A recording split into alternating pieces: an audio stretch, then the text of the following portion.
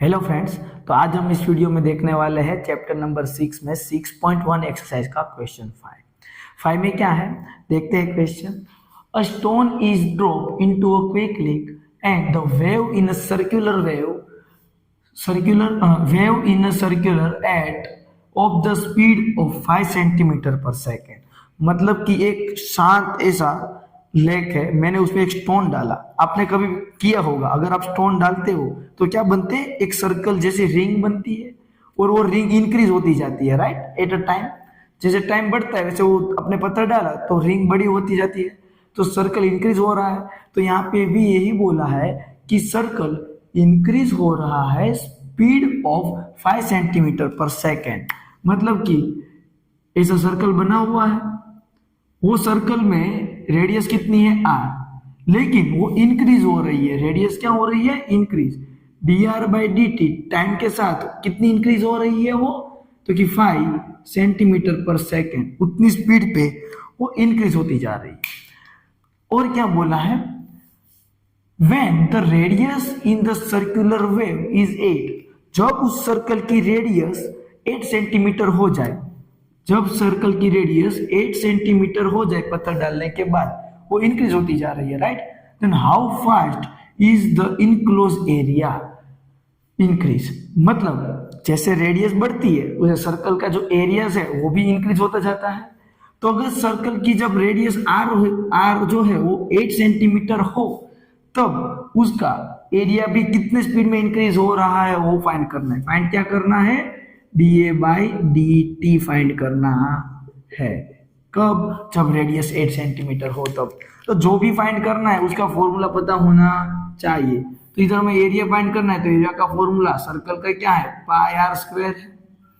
लेकिन एक बात हम याद रखेंगे, हम डेरिवेटिव कर रहे हैं टाइम के रिस्पेक्ट पे, तो ए का डेरिवेटिव होगा dA by D T and pi as it is. जब रेडियस का कर रहे हो तो 2 आगे आएगा आर। मैं अभी आर का डेरिवेटिव जो है वो टी के रिस्पेक्ट में कर रहा हूं, तो आर का क्या होता है, dr बाई डी टी। आपको याद है ना, Y square equal to X हो और मैं इसका डेरिवेटिव x के रिस्पेक्ट में करूं तो y का डेरिवेटिव होता तो है, लेकिन y का अलग से करना पड़ता है dy बाई डी एक्स और x का 1, क्योंकि मैं किसके रिस्पेक्ट में कर रहा था, x के रिस्पेक्ट में। तो यहाँ पे हम t के रिस्पेक्ट में कर रहे हैं, इसलिए r का क्या होता है, dr बाई डी टी होता है। अब हमें ये गिवन है कि वो इंक्रीज हो रहा है, कितनी स्पीड है उसकी, तो कि 5 सेंटीमीटर जितनी स्पीड है। तो ये अभी जो हमें मिला dA बाई डी टी वो किसी भी रेडियस के लिए मिला है, लेकिन हमें तो r कितना गिवन है, अगर हमारी रेडियस जो है वो 8 सेंटीमीटर हो तभी फाइंड करना है। तो इसी फॉर्मूला में, इसी डेटा में वैल्यू पुट करते हैं। 5 टू 10 इंटू 8 करोगे तो होगा 80 पाई। मतलब 80 पाई एरिया है, मतलब सेंटीमीटर स्क्वायर, और नीचे टाइम है तो सेकेंड। तो जो उसका एरिया कितनी स्पीड में इंक्रीज हो रहा है, तो area is increase 80 pi centimetre square पर सेकेंड। समझ में आया? अगर इसमें कोई डाउट है तो कमेंट करके पूछो, और अच्छा लगा तो भी कमेंट करो। अब नेक्स्ट क्वेश्चन देखते हैं 6। तो क्वेश्चन देखते हैं 6 एंड 7। 6 में क्या है, the radius of circle is increase at the rate of 0.7 centimetre per second. What is the rate of increase of circumference. मतलब एक सर्कल है, सिंपल सा ही क्वेश्चन है। आप मैं सिर्फ डेटा बता देता हूँ, आप वीडियो पॉज करके सोल्व करके मुझे कमेंट करके बताना आपसे हो गया है या नहीं। यहाँ क्या बोला है, the radius of circle is increase. जब इंक्रीज हो रहा है रेडियस, तो रेडियस आर है, तो डी आर बाई किसके रिस्पेक्ट में इंक्रीज हो रहा है, इधर एस लिखा है, मतलब टाइम के रिस्पेक्ट पे। कितना इंक्रीज हो रहा है, 0.7 centimetre per second. What is the rate of increase of circumference. Circumference मतलब उसका ये बॉर्डर की लेंथ। तो हमें पता है सर्कमफरेंस का फॉर्मूला क्या है, तो circumference is equal to 2 pi R. हमें ये फाइंड करना है कि ये जो पेरीमीटर है वो कितना इंक्रीज हो रहा है, किसके रिस्पेक्ट में, वो टाइम के रिस्पेक्ट में चेंज हो रहा है, तो सर्कमफरेंस भी टाइम के रिस्पेक्ट पे ही चेंज होगा। तो हमें फाइंड करना है dp बाई dt। तो इधर 2 पाई, r का क्या होगा 1, और r का क्या करोगे dr बाई dt, ये टाइम के रिस्पेक्ट पे है। तो यहाँ पे देखो 2 पाई dr/dt कितना गिवन है 0.7, 0.7 इंटू 2 करोगे तो 1.4 पाई सेंटीमीटर पर सेकेंड। तो सरकमफ्रेंस कितना इंक्रीज होगा 1.4 पाई सेंटीमीटर पर सेकेंड। मतलब रेडियस आप 0.7 इंक्रीज कर रहे हो तो उसके साथ साथ पेरीमीटर जो बॉर्डर की लेंथ है वो भी इंक्रीज होती जाएगी, जो होगी 1.4 पाई सेंटीमीटर पर सेकेंड। राइट, पाई की वैल्यू आप रखोगे 22/7 तो आपको आंसर मिल सकता है जो आपको डेसिमल में चाहिए वो वाला।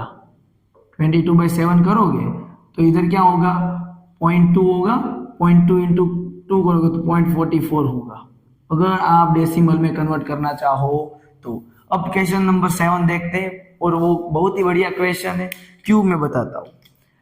The length x of a rectangle is increase at the rate of 5 centimetre per minute.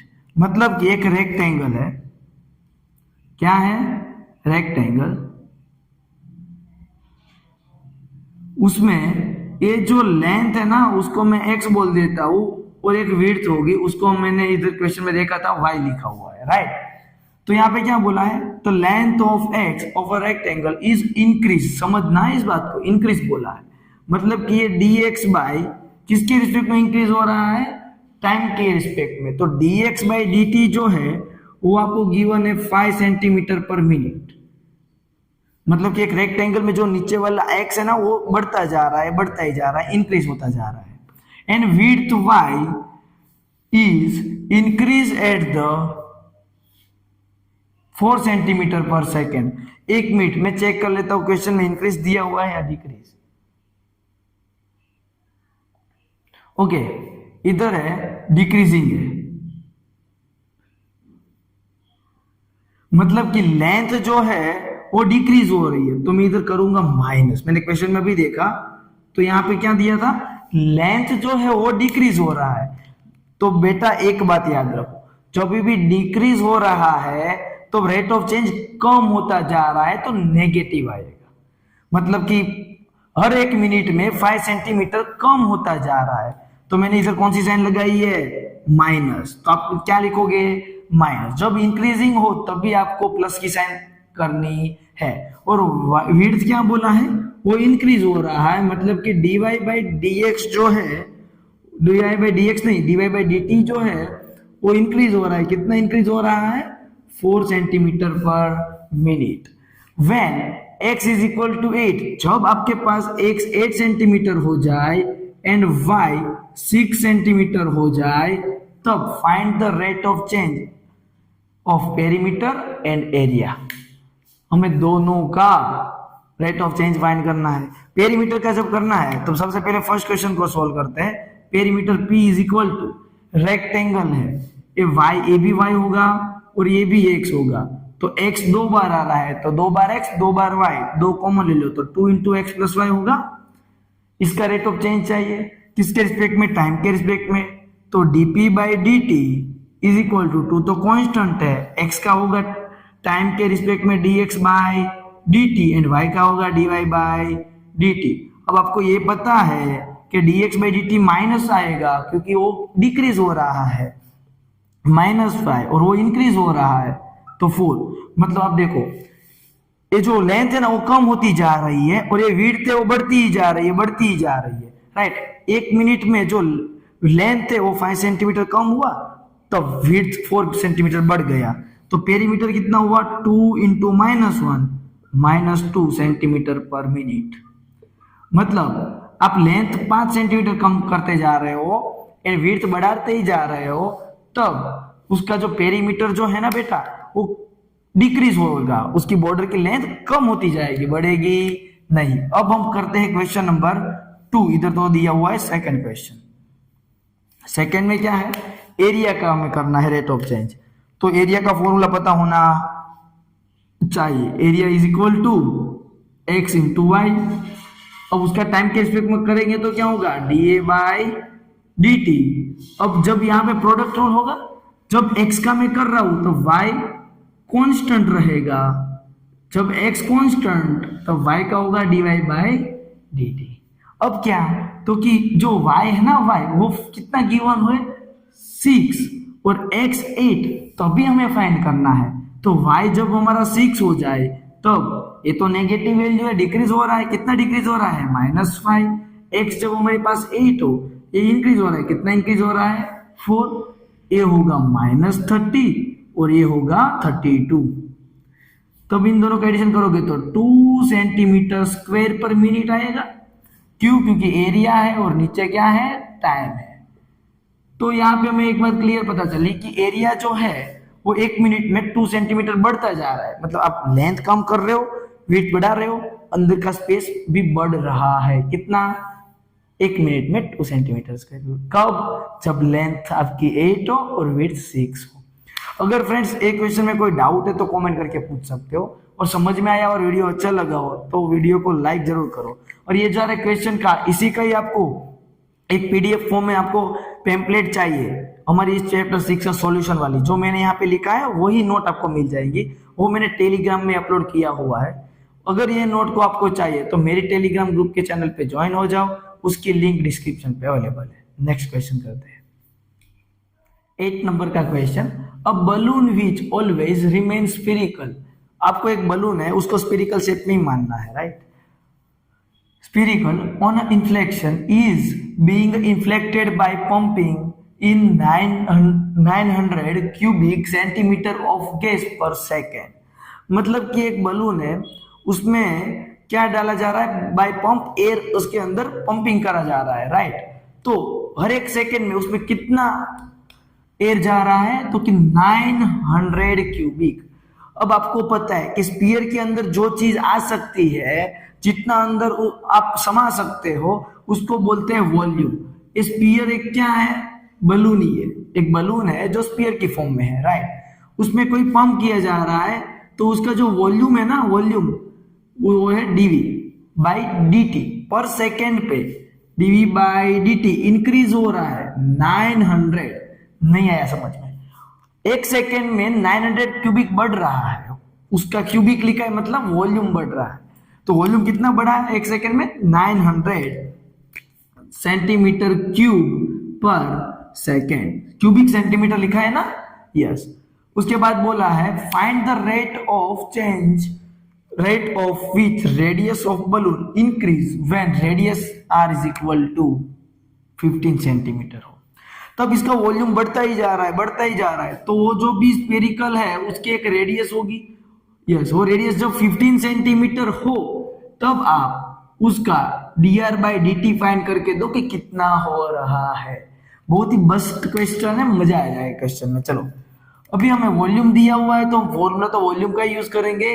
Volume is equal to 4/3 pi R cube. ये आप 10th स्टैंडर्ड में पढ़ के आए हो ना, 4/3 पाई आर क्यूब। अब इसी का वॉल्यूम चेंज हो रहा है विथ रिस्पेक्ट टू टाइम, तो हम डेरिवेटिव करेंगे विथ रिस्पेक्ट टू टाइम। अब इसका डेरिवेटिव करोगे तो होगा 4/3, 3 आ जाएगा आगे, क्योंकि आर का ही करना है, आर स्क्वायर, लेकिन कर रहे हैं विथ रिस्पेक्ट टू टाइम। तो आपको पता ही है कि यहाँ पे आएगा dr बाई dt। तो फ्रेंड्स सब कुछ गिवन है, सब कुछ आपको सिर्फ वैल्यू पुट करना है और इसको सब्जेक्ट बना लेना है तो आंसर मिल जाएगा। dv बाई dt जो कितना गिवन है 900 क्यूबिक सेंटीमीटर दिया हुआ है, ये 3 कट, तो इधर बचा है 4 इंटू पाई। अब रेडियस भी आपको बोल दिया कि जब 15 सेंटीमीटर हो तभी आप उसका rate of change radius with respect to time find करके दो। तो अब ये 900 इधर 50 इंटू 4 जा करोगे तो 45 होता है, वो आ जाएगा, डिवाइड में पाई भी साथ में नीचे आएगा।